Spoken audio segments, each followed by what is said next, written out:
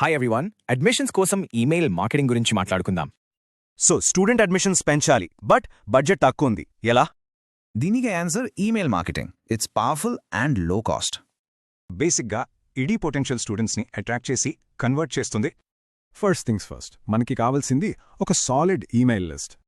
Remember, మీ list ఇంత quality ఉంటే results అంతా బెటర్గా ఉంటాయి. ఓకే, లిస్ట్ వచ్చింది, కానీ అందర్నీ ఒకేలా ట్రీట్ చేయకూడదు. అదే సెగ్మెంటేషన్.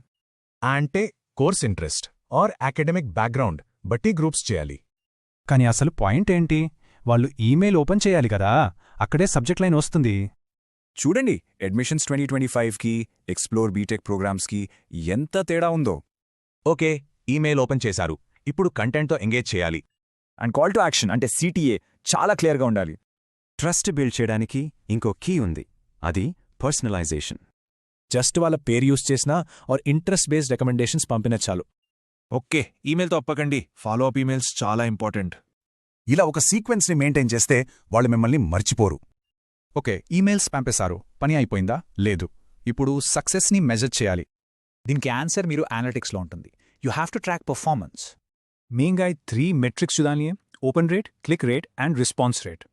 ఈరోజు డేటాను యూజ్ చేసి రేపటి క్యాంపెయిన్ని ఇంకా బెటర్ చేయాలి. So, let's quickly recap.